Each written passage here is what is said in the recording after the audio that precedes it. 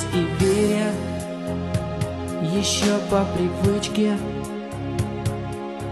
на пороге заснеженном в зимнюю полночь. Вдруг откроются двери не так, как обычно, и уже не во сне я увижу твой взгляд и услышу твой голос. И упав на колени, забуду про гордость и прошлые ссоры. И холодная вьюга тебе то же самое скажет.